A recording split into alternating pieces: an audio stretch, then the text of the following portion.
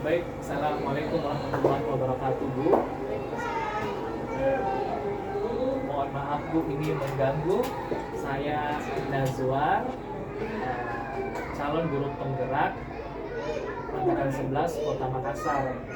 Saya memiliki tugas untuk mewawancarai Ibu terkait bagaimana pengalaman Ibu dalam mengambil keputusan terkait kasus dilema etika dan kasus bujukan moral. Apakah Ibu siap diwawancarai? Boleh Ibu perkenalan diri dulu, Bu? Ya, saya hanya sekitar kepala PTSP SDN Kampus Makassar. Sudah berapa tahun menjadi kepala sekolah di sekolah ini, Bu? Sudah 8 tahun. Sudah 8 tahun ya.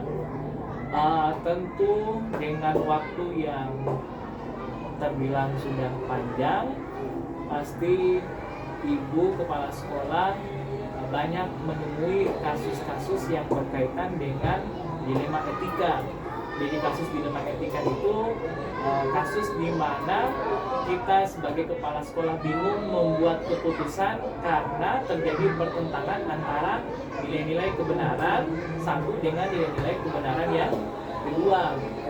Bolehkah Ibu menyampaikan contoh kasus dilema etika yang pernah Ibu hadapi? Iya. Jadi tentunya mengenai kasus itu sering terjadi ya.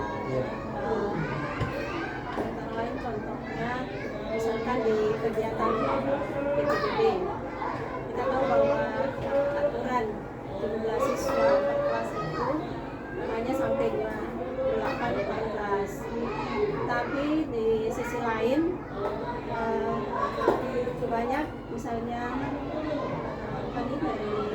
dari luar itu untuk memaksakan yang masuk di SD di sekolah kami. Jadi di situ dilemanya antara kita mau ikut aturan, kemudian di sisi lain kita kasihan terhadap orang tua yang sangat ingin memasukkan anaknya di sekolah ini.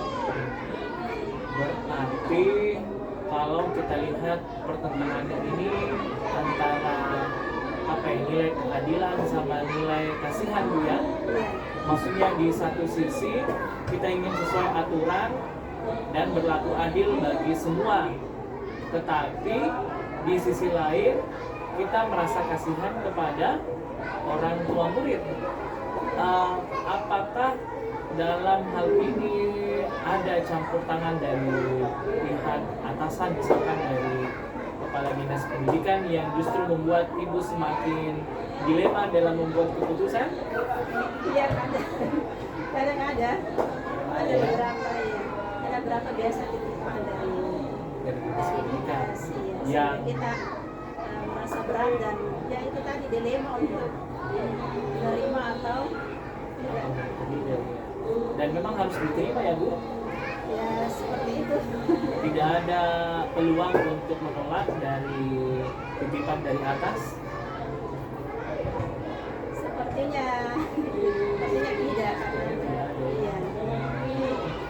Terus menghadapi kasus dilema etika yang seperti Ibu sampaikan barusan antara mau ikut aturan, adil maksudnya, tapi di lain sisi kita mendapatkan tekanan dari pihak atasan termasuk rasa kasihan kepada beberapa orang tua murid.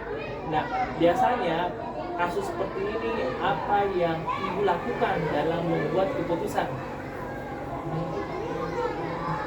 Kalau yang terkait dengan masalah tadi, walaupun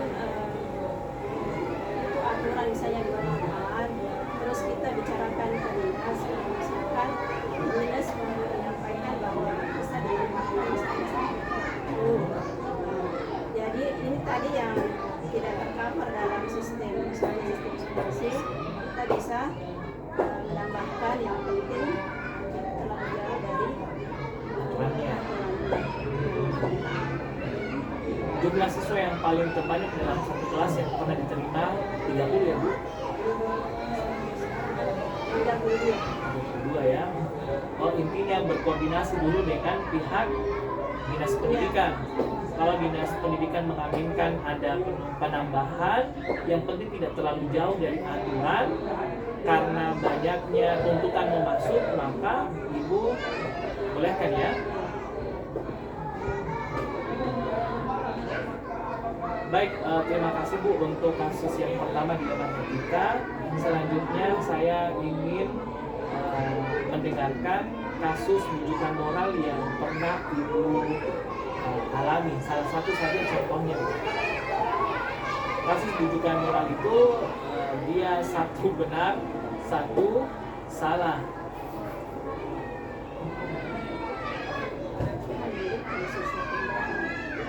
Ya, mengenai rujukan moral ya, terkait juga dengan siswa-siswa yang mau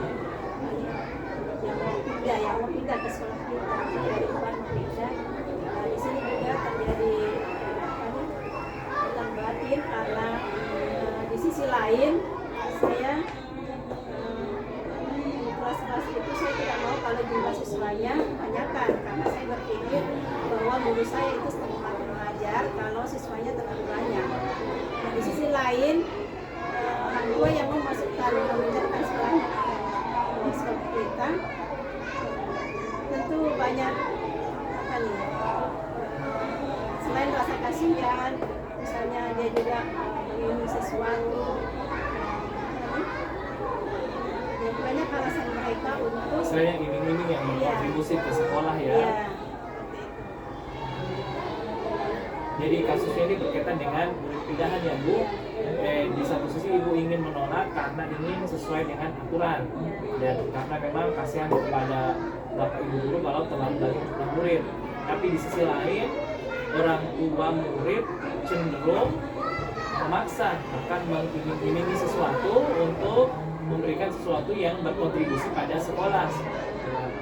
Baik, berkaitan dengan kasus seperti ini Bu, biasanya bagaimana Ibu mengambil keputusan yang berkaitan dengan seperti ini?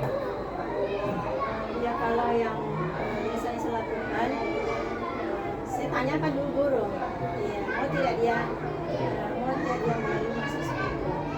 Kalau ada lain, saya sampaikan orang tua bahwa benar-benar kelas kita sudah full, jadi sudah tidak bisa lagi ditambah karena siswa sudah orang tua yang mengerti bahwa tidak bisa karena kelas sudah. Jadi langkah yang pertama Ibu berkoordinasi dulu ke wali kelas. Kalau jumlah siswanya sudah terlalu banyak, dan tidak mungkin untuk ditambahkan, Ibu sampaikan ke orang tua murid tersebut bahwa tidak bisa ditambahkan. Kecuali kalau masih bisa ditambahkan, itu berarti diterima ya Bu? Iya, dan saya kan konfirmasi dengan biasanya batasan apa yang Ibu gunakan untuk menentukan sudah tidak bisa ditambah, apakah dari jumlah siswanya ataukah dari pernyataannya guru? Biasanya dari jumlah siswanya, kemudian keadaan sarananya sudah memenuhi. Intinya dari sini Bu, berkaitan di kasus ini, kadang Ibu terima, kadang Ibu tolak, tergantung dari situasi dan kondisi kelas dan saran dari gurunya. Baik Bu, terima kasih banyak atas wawancaranya hari ini berkaitan dengan kasus dilema etika dan kasus rujukan moral. Semoga Ibu diberi kekuatan dalam mengambil keputusan yang lebih baik berkaitan dengan kasus-kasus tersebut. Demikian wawancara dari saya Bu. Assalamualaikum warahmatullahi wabarakatuh. Waalaikumsalam warahmatullahi wabarakatuh. Terima kasih banyak Bu.